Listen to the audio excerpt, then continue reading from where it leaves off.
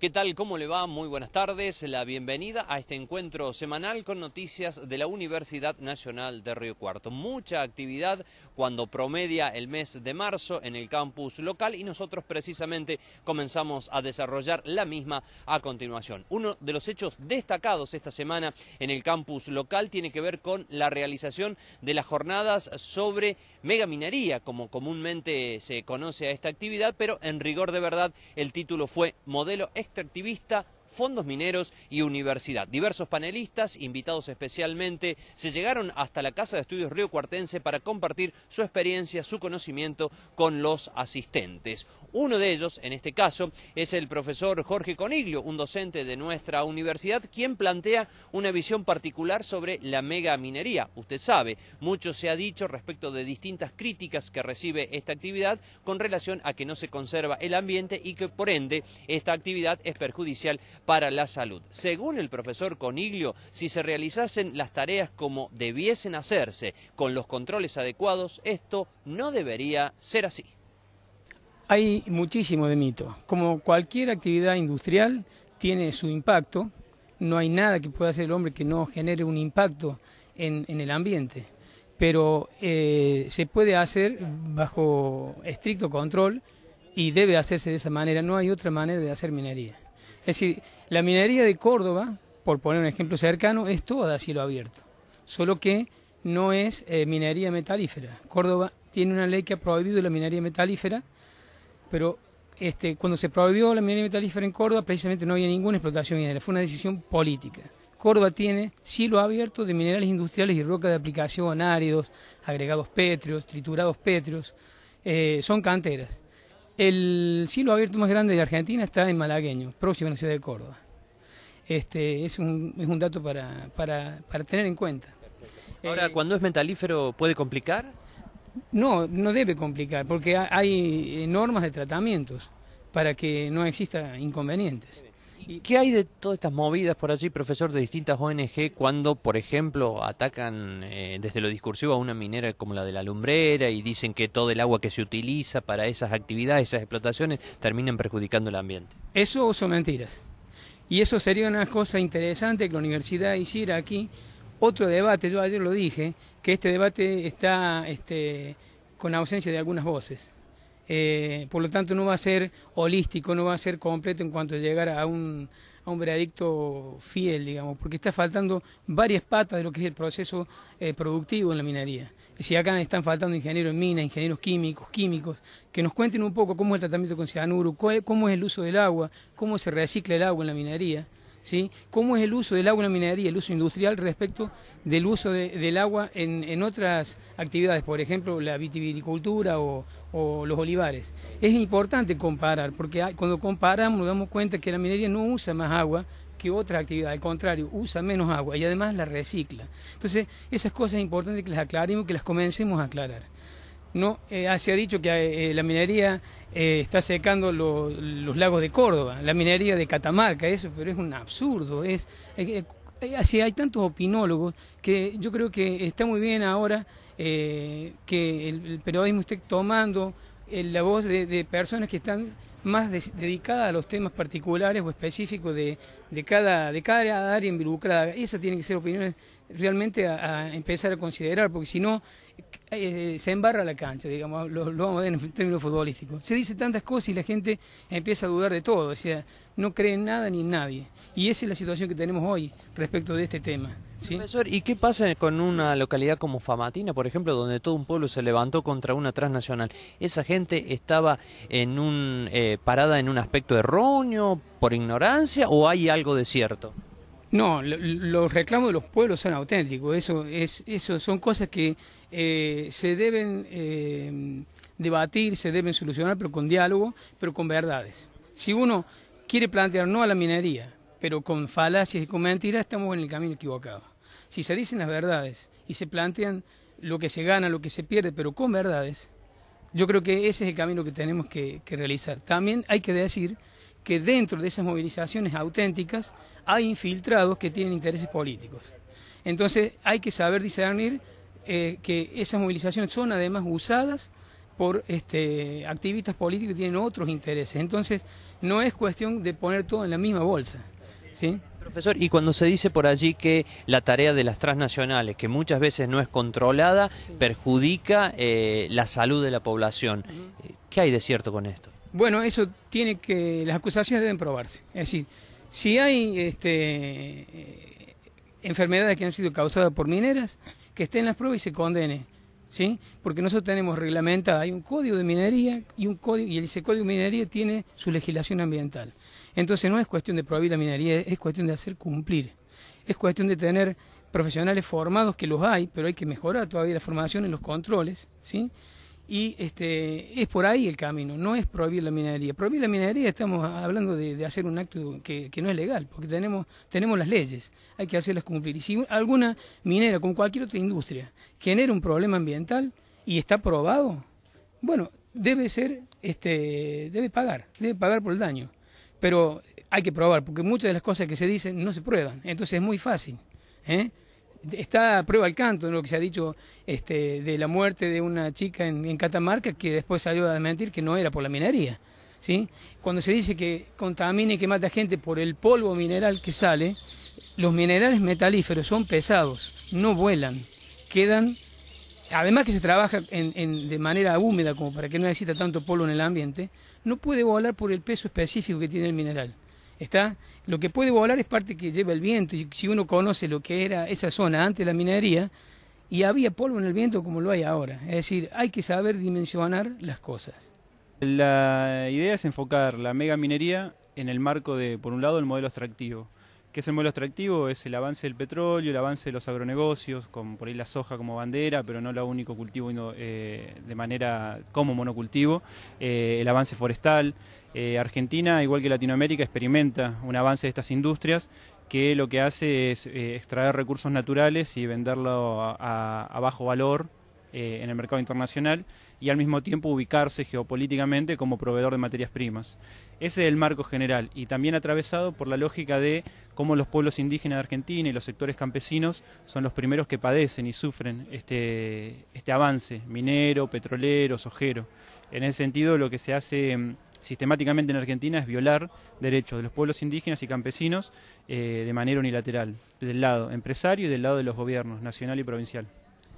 Respecto de esta situación que usted describe, ¿hay alguna alternativa? Porque digo, si los gobiernos están en contra de, en este caso, parte de la población, si las empresas, ni hablar, las transnacionales, hacen su negocio, ¿qué panorama queda? No, la respuesta es escuchar al pueblo. ¿Famatina, por ejemplo? Sí, por ejemplo, Andalgalá, Esquel. Me parece que, sobre todo de un gobierno nacional que se dice nacional y popular, me parece que una buena idea es escuchar a las poblaciones afectadas. Últimamente lo único que han tenido las poblaciones afectadas ha sido represión, como en Tinogasta, o casos de espionaje, como en Famatina. Es llamativo que un gobierno que se dice cercano a los sectores más empobrecidos y nacional y popular, o de respeto a los derechos humanos, no ponga una voz de alerta sobre esa oleada represiva. En el campo profundo, en los últimos 2 años, ha habido 4 asesinatos de campesinos indígenas, y todo de la mano del modelo agroindustrial, ¿no? Del modelo extractivo. En ese sentido me parece que el gobierno está en una encerrona que está fomentando industrias extractivas que necesitan territorio vacío, y por otro lado hay poblaciones indígenas, campesinas y pequeños pueblos, como Famatina o Esquel o Andalgalá, que resisten. Pero no resisten porque se les ocurrió un día para el otro, resisten porque está en peligro su forma de vida ancestral. Recién nos decía uno de los profesores que consultábamos respecto de esta minería a cielo abierto que tanto se la critica, de que si se cumpliesen las normas, las pautas, desde un punto de vista del rigor científico, esto no sería tan nocivo ni para el medio ambiente ni por supuesto para la población. ¿Usted qué piensa? Por un lado, un gobierno nacional en este caso, que no puede controlar un tren en el Gran Buenos Aires, no puede controlar los frenos de un tren, muy difícilmente controle a una megaminera internacional que tiene presupuesto mayor al del país, ni hablar estados provinciales, que son rehenes de estas megaempresas, Barrick Gold, Pan American Silver, etcétera, etcétera. Es ilusorio pensar que un estado como el argentino o un estado provincial pueda hacer de control de estas megaempresas. Además, en esos territorios liberados, son miles de hectáreas liberadas al control. Es muy, a veces roza el ridículo cuando el gobernador Gioja dice que ellos tienen policía minera que controla la Barrick Gold. ¿quién imagina que Gioja va a suspender un día la actividad de Barrigol? Por un lado, el entramado de corrupción que generan estas megaempresas, tanto a nivel político como a nivel social, impiden cualquier control. Por otro lado está la contaminación que producen, pero no solo la contaminación ambiental, como usos masivos de agua, drenajes ácidos, sino también la contaminación social que provocan. En cada lugar donde entra una minera, el Estado se libera de ese lugar y el que pasa a ejercer el control ciudadano es la minera. Por otro lado, a los que fomentan la megaminería yo siempre le digo lo mismo. No lo digo yo, lo dicen las propias asambleas en lucha. Que me digan un pueblo de Latinoamérica que tiene megaminería y que no es pobre. Argentina tiene un ejemplo concreto. Todos los que prometen ahora la megaminería como una solución para la pobreza, hace 15 años que en Argentina, en Andalgalá, está Minera Lumbrera, el proyecto más grande de Argentina. Hace 15 años. En 15 años solo trabajan 50 personas, habían prometido 6.000 puestos de trabajo en su momento, y no salió de la pobreza. Es uno de los pueblos, Belén, Santa María y Andalgalá, en el oeste catamarqueño, son de los pueblos más pobres. Entonces, resumiendo, todos los que fomentan la megaminería y que eso derrama en la población, que vayan a Andalgalá, y como dice una máxima, es la única verdad, es la realidad.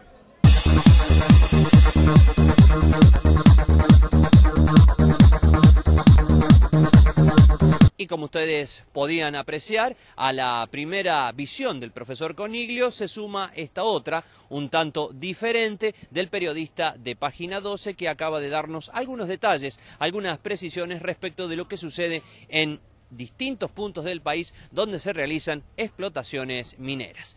No cambiamos de tema, seguimos ahora con el testimonio de otra de las panelistas que tuvo esta jornada de minería, pero en este caso con un enfoque histórico, tratando de ver a través de la perspectiva que da el paso del tiempo cómo se ha comportado nuestro país, fundamentalmente desde el rol del Estado en el marco de esta actividad. Cómo se ha visto el problema minero en perspectiva histórica. Y en ese sentido, digamos, yo voy a aportar lo que considero algunas variables de análisis que pueden no, digamos, llegar a un análisis exhaustivo del tema, pero sí indicativo de los problemas que giran en torno a la producción minera. Por ejemplo, como variable de análisis, la capacidad del Estado para poder controlar y para poder regular las exploraciones y explotaciones mineras a lo largo de la historia, las claves de rentabilidad, que están asociadas, en qué momento se asoció la clave de rentabilidad a lo agrario y en qué momento se asoció a lo minero, y sobre todo, y también quizás puntualizando el tema de las expresiones de la sociedad civil, en qué momento la sociedad civil se expresó, digamos, a favor o en contra de la producción minera. Esos serían los ejes que van a articular un poco mi reflexión. En numerosos casos o temas que tienen que ver con el medio ambiente se habla, se dice desde la crítica que el Estado está siempre ausente. ¿En este caso? Desde una perspectiva histórica, ¿no?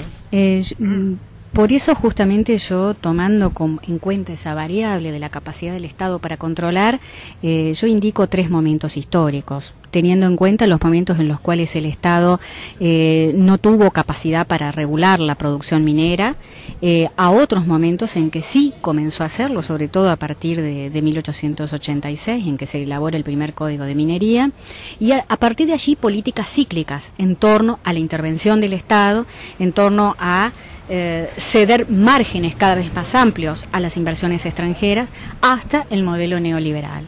Con la implantación del modelo neoliberal y las medidas desregulatorias en materia de minería puntualmente, yo creo que se da un puntapié muy fuerte para lo que es la minería transnacional y la consolidación de la megaminería. En el marco de lo que es la instauración del modelo neoliberal, ¿estamos refiriéndonos década del 90 en Argentina o cuando la dictadura ya se instala en nuestro país? Bueno, durante la etapa de la dictadura militar se revisan algunas leyes, también lo habían hecho los gobiernos constitucionales, haber revisado aquel viejo Código de Minería. También lo hizo la dictadura militar. ¿Por qué? Porque la dictadura ya se enmarca en un contexto de avance del capitalismo transnacional. Pero la reformulación del Estado y el giro que se da en cuanto a los marcos regulatorios lo es en la década del 90, de manera más clara.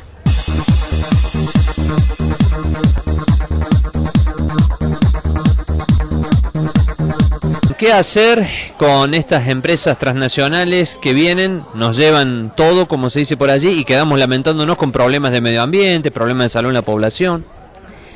Y mira, ahí digo, es complejo el problema, porque hoy hay un modelo de desarrollo que es muy dependiente de lo que hacen esas mineras. Esas mineras, vos pensás que están exportando 4.000 millones de dólares y un gobierno que cada vez necesita más dólares, hacen ese aporte.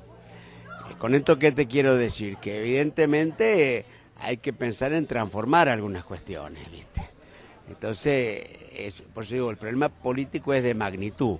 Hoy por hoy creo que lo más importante hoy es ayudar a los movimientos sociales en la pelea, porque en esa pelea se obtienen pequeñas victorias. Por ejemplo, lo de Famatina fue una pequeña victoria. Y por ejemplo, sería muy importante lograr que el proyecto de Agua Rica no se haga. Como también fue importante parar creo que el proyecto Río Colorado en Mendoza o algo así.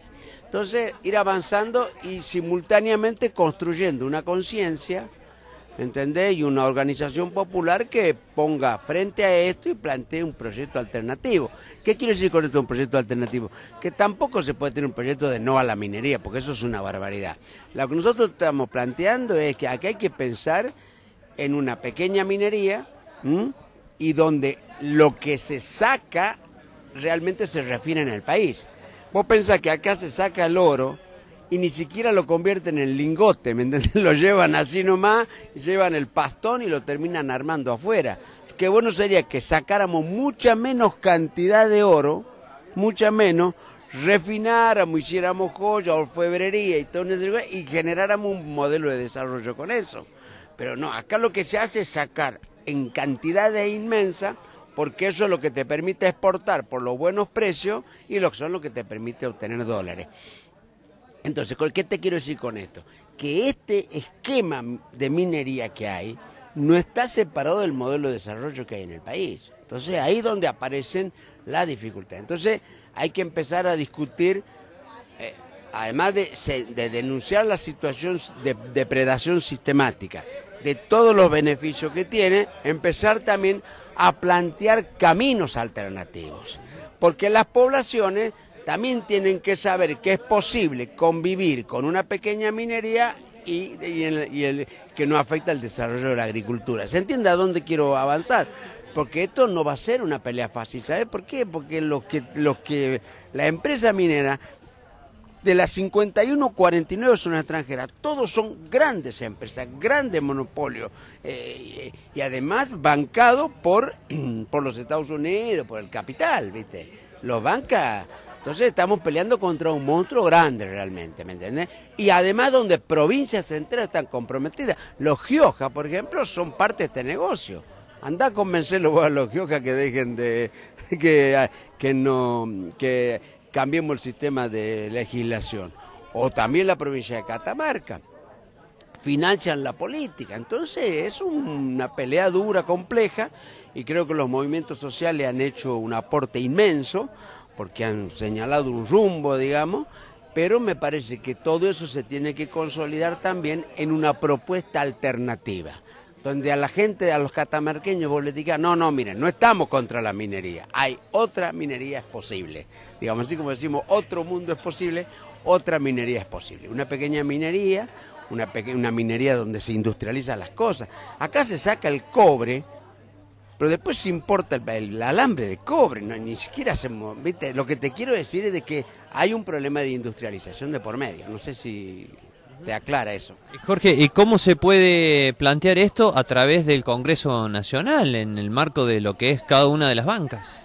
Eso ahí está. Yo te digo, nosotros tenemos presentado proyectos junto con Fernanda Reyes, con la gente del área, toda muy buena gente, de cambiar el código, pero la comisión de minería, a la cual yo estaba, en 2 años se reunió 4 veces. No la convocan el presidente, no la hacen funcionar. Y las veces que se reunió fue para escuchar un curso donde un tipo nos hablaba cómo el cianuro se degradaba, ¿viste? Ni ellos se creían eso, ¿me entendés lo que quiero decir? Entonces, las cosas que en el Congreso no caminan para el oficialismo se cajonean, ¿viste? ¿Cómo se cajoneó, qué sé yo, la ley de jubilación del 82% de los no docentes, como se cajoneó montones de cosas, ¿viste? Entonces, una parte importante del Congreso, porque inclusive trata de construir una alianza con muchos sectores, porque inclusive hay mucha gente del Frente para la Victoria que tiene una actitud buena para esto. No todo el Frente para la Victoria igual, no todos son energúmenos como los Gioca, ¿viste? Hay gente que no, que tiene una buena posición y que está de acuerdo con que hay que rediscutir estas cosas. Pero, ¿viste? También, todo en el marco de si el gobierno nacional da orden o no da orden, porque el gobierno nacional te disciplina en el tema de decisión, no te puedes mover de ahí, ¿viste? Entonces, bueno, pero me parece que el trabajo más importante es que hacen ustedes acá, mucho trabajo, mucha conciencia, y eso es lo que realmente está presionando mucho, y la gente cada vez se da cuenta más de las cosas y se les dificulta a ellos. Yo creo que en los próximos años algunas victorias podemos obtener, por lo menos parar algunos proyectos y empezar a discutir un proyecto alternativo.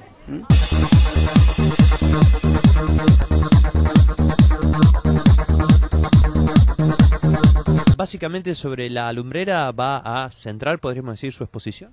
Bueno, vamos a dar un paneo sobre el marco jurídico de toda la actividad minera y de cómo perseguir las conductas de contaminación ambiental, separando claramente cuando buscamos resarcimiento de un daño a la persecución de las conductas, que es el ámbito penal. Y dentro de la experiencia que tenemos en Tucumán de más de 12 años de causas penales en la persecución de la contaminación ambiental, sí me voy a referir por pedido expreso del programa a la causa de la minera La Lumbrera, que es una causa emblemática por la gravedad, la duración y todas las características que tiene. ¿Que es emblemática significa alguna sanción para la empresa? Denos algunos detalles, por favor. Bueno, es una causa que lleva más de 14 años calendarios. La primera denuncia se hizo en el 97, llevamos más de 1.400 fojas de actuación y fue el primer procesamiento en el país a un directivo de una empresa multinacional por esta figura penal de la contaminación ambiental.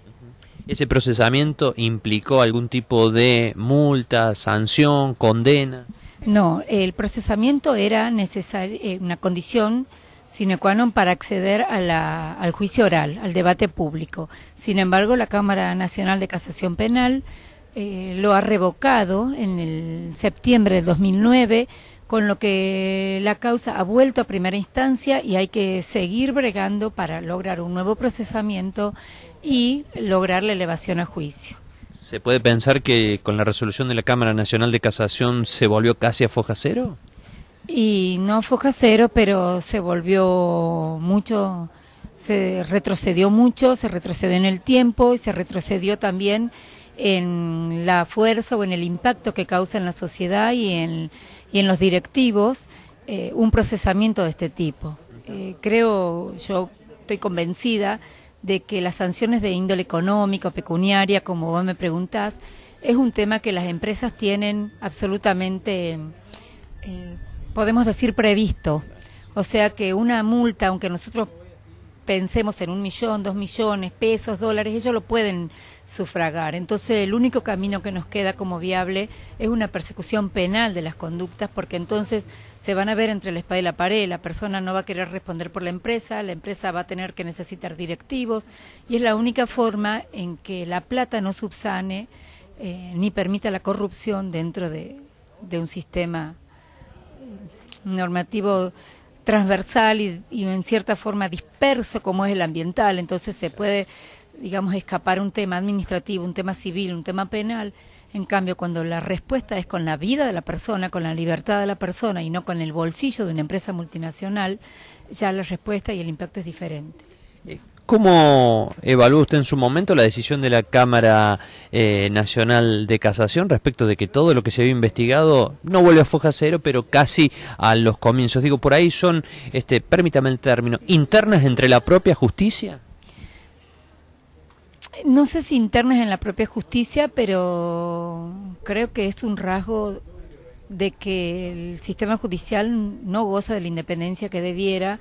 Y si hay una línea política que apoya la megaminería, perdón, es como que esa línea política, aunque sea un teléfono que no suene, aunque sea algo que nadie lo pida, llega a la justicia en forma de resoluciones favorables. Por el panorama que usted presenta, ¿es alentador o lo que pasa en Famatina, de alguna manera, si el pueblo, en 2 palabras, no se levanta y no protesta por allí, no queda otra? En cierta forma no queda otra para instalar el tema en la sociedad, pero no podemos olvidarnos de Bosnia y la ineficacia de tantos cortes y años de lucha. ¿Qué pasa? La gente, si no sale a la calle, no tiene otra cosa que hacer. Pero si sale a la calle, por lo menos la sociedad, la comunidad se entera y el tema trasvasa las fronteras de ese propio pueblo que está afectado. Pero no basta para frenar, los intereses son multimillonarios, la plata compra voluntades y se vuelve un círculo vicioso de corrupción y delito, aunque parezca exagerada la palabra, pero es así. Entonces la gente tiene que salir a las calles, tiene que hacerse escuchar, por más que intenten criminalizar la conducta o la protesta social. Pero hay que saber, y para eso están este tipo de reuniones, que con eso no basta. Que después de eso hay que dar un paso más y llegar a la justicia, aunque lleve años, 10, 12, los que fuera, y hay que perseverar.